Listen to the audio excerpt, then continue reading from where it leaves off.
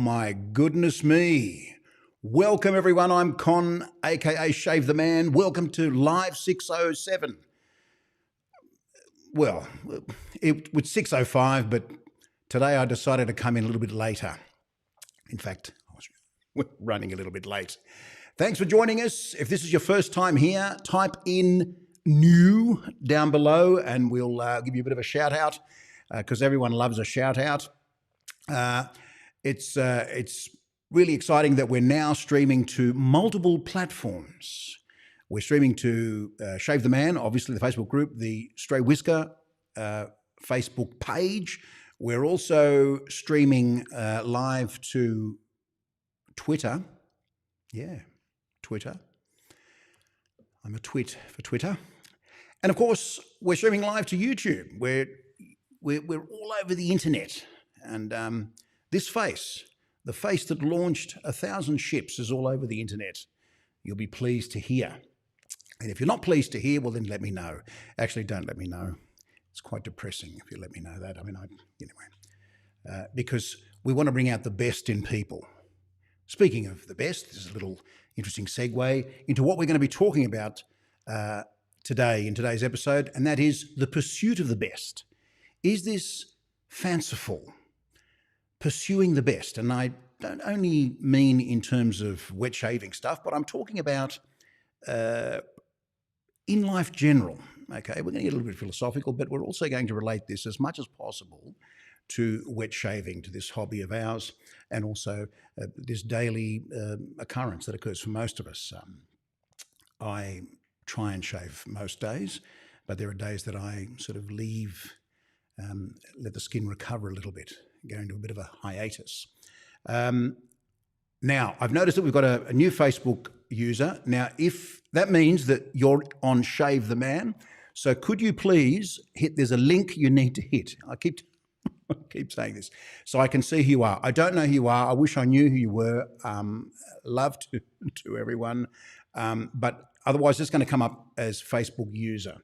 And although we use this platform, we really would like to know who it is that we're talking to. I can't see who that person is. You only grant permission once and then it's done. Once it's done, it's done. So yes, that way I'll be able to see the names. I'll be able to know exactly who is there and be able to say things like, hi, glad you joined today. Hi, Matt. You see, there's Matt. He's there. He appeared. Thanks for dropping in on the live.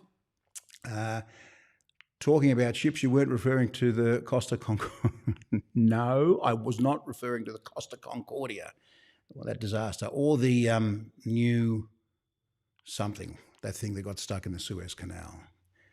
Wow, that was quite an event, as many people were waiting for products to come across the canal, and that delayed shipments all over the world. It's incredible that this very narrow canal is responsible for shipping products to people all over the world. Anyway, so if you're new, as I said, type in new below. Hopefully I'll be able to identify you and not just a Facebook user. You need to do that in order so we just get through that formality and we're done. The best, simply the best. Tina Turner made a lot of money out of this whole concept of the best. So today I figured that we should talk about this. And I have to say that one of the things that triggered this, I was going to talk about something else, but one of the things that triggered this was a post in the Shave the Man group about a particular razor which this user felt was okay. It wasn't great. It was a little bit overrated and so on and so forth. And that user is entitled to their opinion.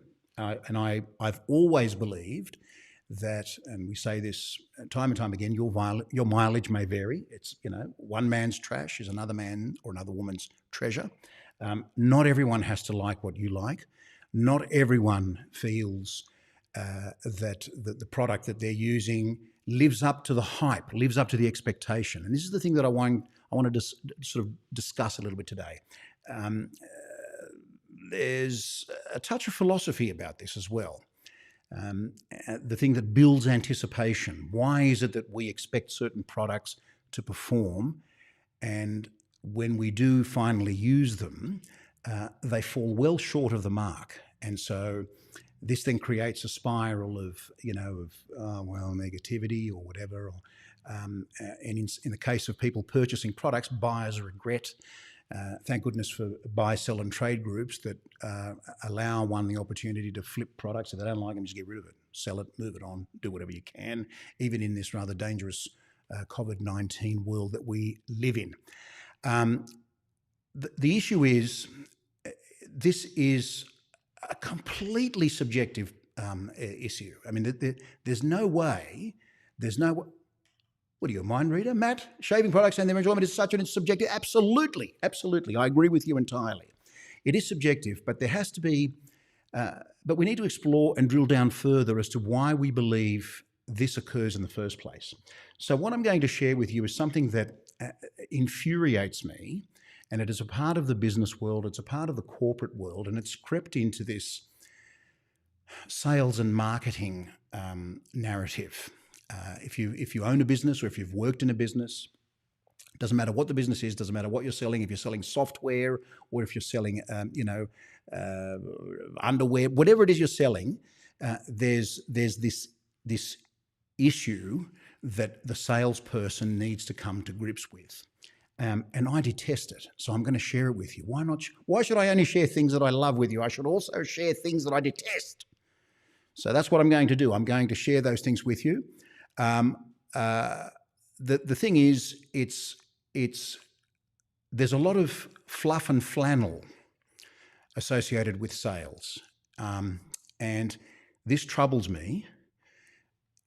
And many people will probably say you're a fool for not pursuing this and not pursuing this line of attack or whatever it is with your customers. Personally, I don't, and I don't like it. But I do like sharing this with you, and I'm going to share it with you and let you see exactly what this whole narrative is about. Now, there I am, you see that little thing. It's the dreaded sales funnel. Now, this sales funnel can be applied not only to sales, but to how someone enters a hobby. Stick with me. Stay with me on this. So initially, when somebody becomes aware of, let's say, wet shaving, there is, you're at the top of the funnel. You're at the top or the beginning of this process of learning about this new pursuit or new product. So first and foremost, there has to be an awareness. If there's no awareness, then, what is it that we're talking about? You become aware of a product. Let's say a razor. This then may generate some interest. And you're going between awareness and interest. You're saying, okay, all right, I've seen these things. I've seen these razors. I've seen what's going on out there.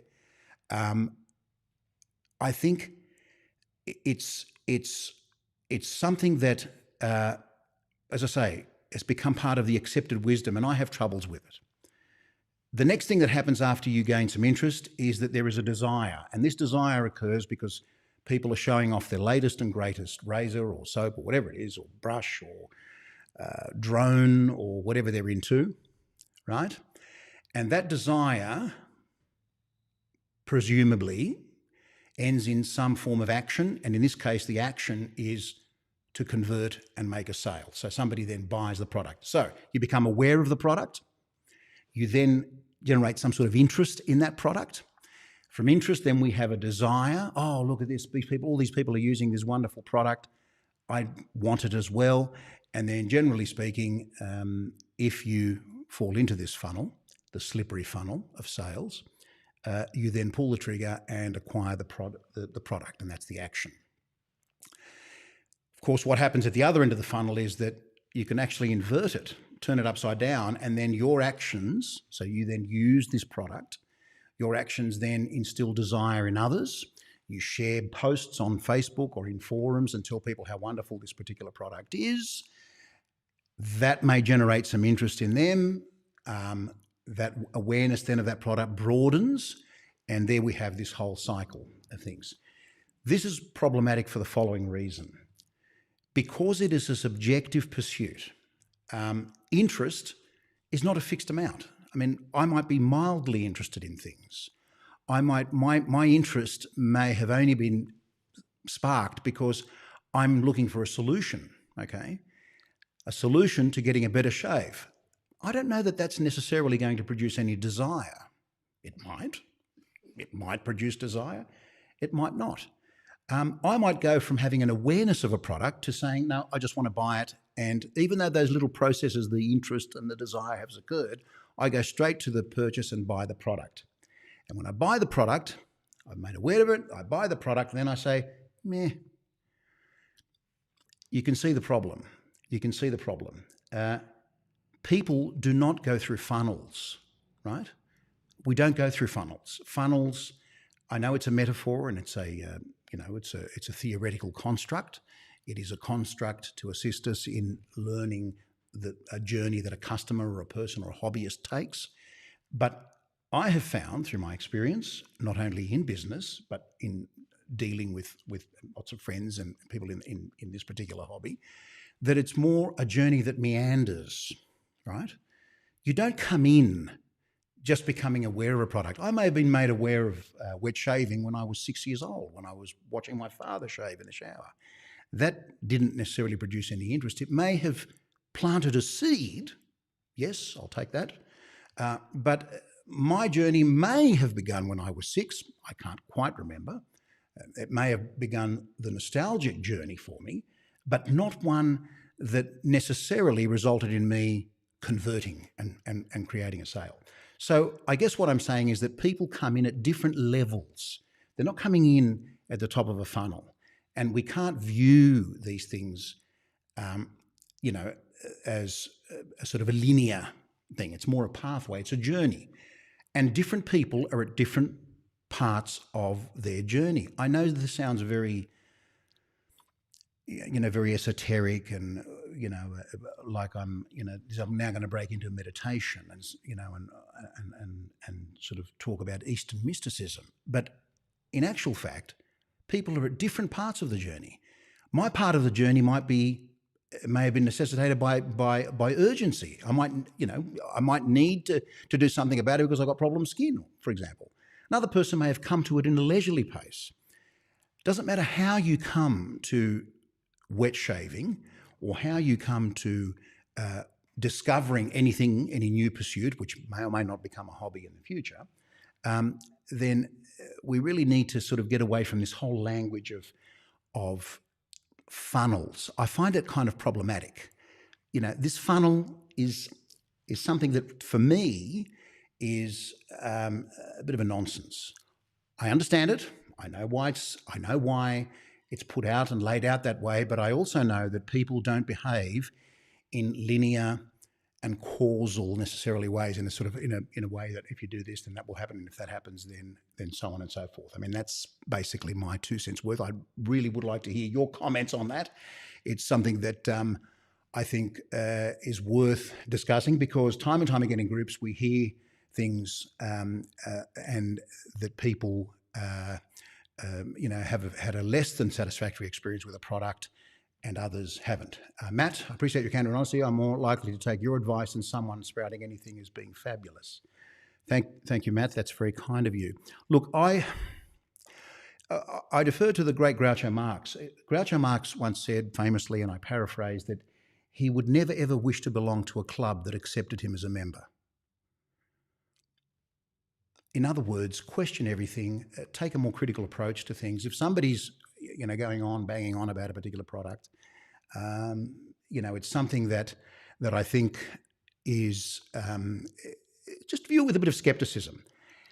The fact that we view it with skepticism creates friction and tension, and then you get this sort of banter that goes backwards and forwards, and it can actually get quite ugly. And I've seen it time and time again. I'm a moderator in one of these groups, the Shave the Man group. I'm a glutton for punishment, and I've seen it time and time again. And this is all over a soap or a razor blade or whatever it is. Yes, man after my own heart, straight from awareness to action. Funnels are for those hairy spiders in Sydney. We've got a few of them. Oh, we've got quite a few spiders. The spiders have gone. Yes, they're all funneling through to us.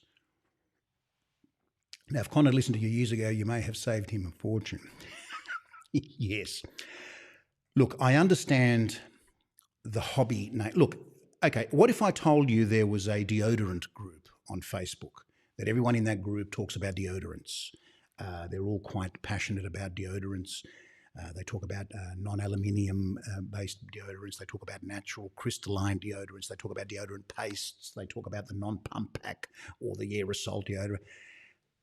You'd fall asleep. Maybe. I don't know. Maybe you'd like a deodorant group. Maybe you'd want to join a deodorant group. Personally, there are probably other things that I could fill my time with more constructively. But that deodorant group is going to talk about the nitty-gritty of deodorants. Okay, that's what they're going to do. To me, a deodorant is a necessity. I use it every day. Yes, every day. And beyond that, I'm not going to develop some sort of interest and become this great advocate for deodorants. Okay, I know they're a necessary part of good grooming and hygiene and health, but it's not something I'm likely to pursue. Wet shaving is a little bit different, of course, because there are so many facets and elements. There are brush people, there are razor people, there are just soap people, there are people that just love aftershaves, there are people that just love pursuing vintage razors, and all of these things are great. They're wonderful. But I have to tell you that the overwhelming majority of the other part of the world, whatever that percentage might be, it could be 99.99900, doesn't care. Yeah, no one cares what you're shaving with. They don't care, right? If I went to a party tonight and started to go on about my razor, they'd have me scheduled. They'd be calling. They'd say, "Listen, it won't be long now. Just take a seat. We'll have your Uber driver will be here shortly." And then there'll be someone that'll usher me out of the party quietly if I started to talk about it. That's the world, okay? Just like, I'm sure if there were deodorant parties, they'd be talking about all sorts of matters olfactory. John Hepburn, some of us like to jump all that. That's pretty enough. What is it? Yes, absolutely. John, I agree with you. That's right. So the funnel is kind of, look, I think if these funnel, as you saw those pieces, if they were given to a 3-year-old and said, "Listen, build something with that," I don't think they're going to put them in that sequential order. People are complex. They come at this from different angles. There are different points at which they wish to participate. Look, we have customers that come in here and only buy one product and use it, and come in and buy another. They'll walk past all the. They're not interested.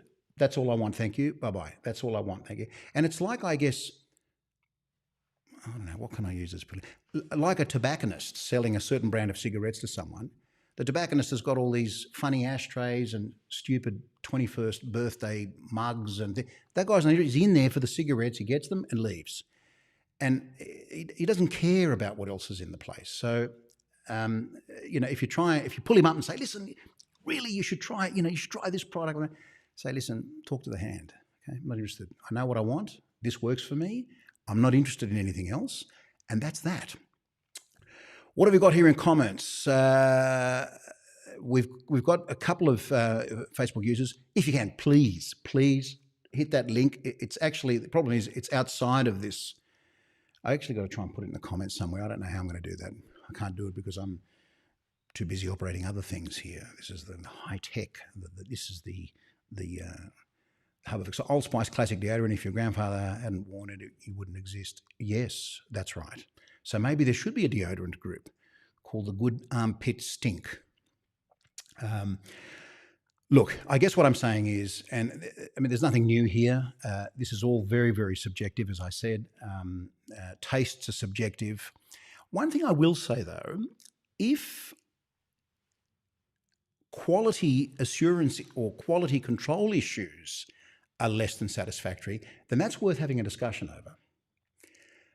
There are some brands that have been around for several years that, for whatever reason, be it economics, falling victim to the sorts of things that this world now, the challenges of the world, have had to let staff go, or they've changed their production procedures, their supply chain has altered and something, and they make those changes which they believe are necessary. And let's face it, it might be an accountant or a bean counter somewhere that makes a decision and says, "Change this formulation. It's too much money. We're spending way too much money.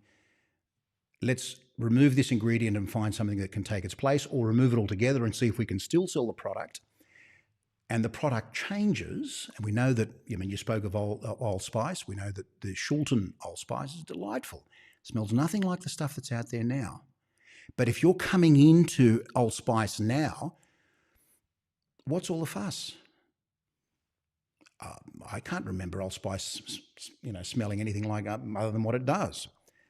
If you are an enthusiast and a hobbyist, you will go down that rabbit hole and you will discover what the history of the company, why Shulton did what it did, whether it sold its soul to the devil or not, or all these sorts of things. And so that's a discussion worth having, I guess. I know that there are a number of razor manufacturers, reputable large companies, that have altered their production processes. They've altered their quality control processes, and because these are expensive things. If you had, for example, and I'm going to simplify this, right? This isn't just using it, but if you had 100 people on a production line, let's say, and a decision was taken that you should now only have 40, even with significant automation, even with the natural mechanical evolutionary processes that occur in production, you're not going to get the same product, okay? You've got 60 less pairs of eyes on this particular thing. There are procedures that now have had to be altered, and that might result in some quality issues. That's a real thing. That's not just stirring the pot and just trying to be a bit controversial. These things happen, and they happen quite a bit, I have to say. But they don't only happen in cosmetics and wet shaving. They happen across a whole raft of sectors and issues. This is something that is quite a well-known fact. It's about economies of scale. It's about how we produce and bring things to market. And this is why that dreaded funnel, which I detest, is largely, as far as I'm concerned, meaningless to the sort of journey that I've seen our customers and people take. Somebody, ostensibly what happens, somebody will call and say, listen, I'm looking for a razor for my partner. It's his 40th birthday. He's got a new job and he needs to shave. What do you recommend? I'm not going to say, you better get to the beginning of the funnel there, because I've got to put you through this funnel and talk about it. The person has done whatever research they've done. They've Googled, they've searched, they've looked at videos, and they've come to some decision and said, right, this is what I think would be a great gift, and that's that. Not interested in anything else. It's problem solving from our perspective. This person has a problem that needs to be solved. We solve it. That's the end of the deal. That's it. There's no this. It was a journey, and the journey was, oh no, I haven't bought anything for hubby. I need to get hubby something, or I need to get my wife something. I've left it really late, like it's her birthday today. I need to get something. Can you help? And so what about those people? And there are a lot of them. So that is it. I'd like to hear your experiences. Leave some comments, if you like, below. Let us know if you're new. There's a number of comments here. Yes, Facebook user. Well, I wish I knew who this Facebook user was, because I certainly do agree with Maslow's hierarchy of needs, the pinnacle of which is self-actualization. I wonder if anyone has achieved self-actualization in the world of wet shaving. If you have, you're doing it wrong. The best product. There is no best product. There just isn't. Because firstly, to measure such an outrageous thing would be folly. Let's say that we somehow manage to have every available product, shave cream, let's say a shave cream. I'm not going to say a shave soap, but just a shave cream. And we would have to be able to test those shave creams simultaneously, which already is impossible. And in testing those products, all the variables would be controlled. Something that not even NASA or Caltech or MIT could do. Control all those variables and then make some sort of meaningful, analysis and judgment, and say what? this is the best cream. No, the best one is the one that you enjoyed last. That's your best cream. The best razor is the one that worked for you last.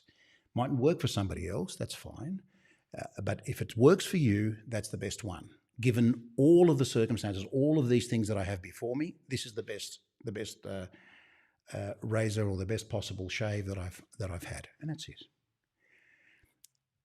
I have to say, in the words, I believe it was of Oscar Wilde, a mediocre person is always at their best. Just think about that for a moment. A mediocre person is always at their best.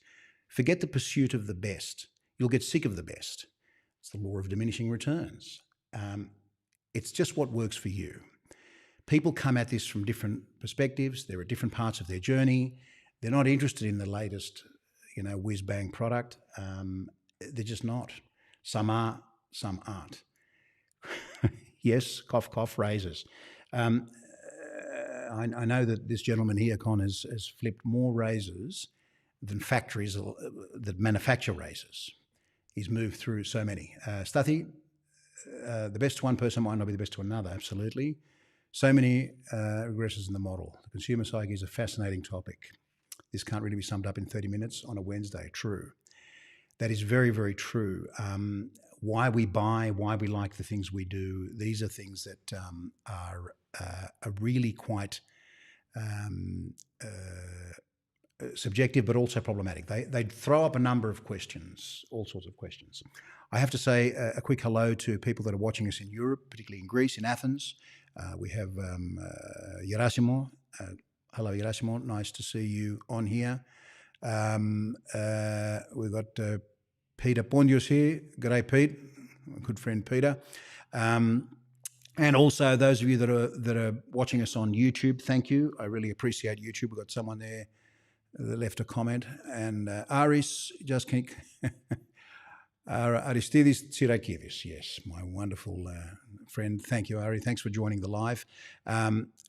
Look, it's, again, there's nothing revolutionarily metaphysical or, some sort of discovery, amazing discovery here.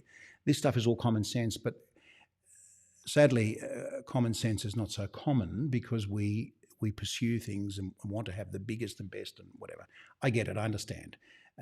There's a thing of making sure that you have quality in your hands. And that's why I said that discussion about quality assurance, making sure that the people that are producing that product are producing consistent, good quality product, right? If you're consistent and you produce good quality, the rest will take care of itself. I've said this time and time again, and I've said it to people that have come into the store and ones that I've had private discussions with. The biggest selling products in this store would put the wet shaving community to sleep. Yeah, they'd be comatose in no time. They would find it boring because they're at a different part of their journey. But day in, day out, the brands that have been there for a long time are the ones that will continue to sell. The others are edgy, good quality products. They do things, they push the envelope, which we need. We need that. But that's where a lot of that subjectivity, that's the precipice where all that subjectivity occurs. Who else have we got there? I can see these comments coming out. I'm actually going to give myself a migraine if I keep doing this. Hello from Stray Whisker. Hello, yes. What's that one here from? Yes, Squale. Thank you for joining us. As I said, these discussions are not just about shaving, obviously, right?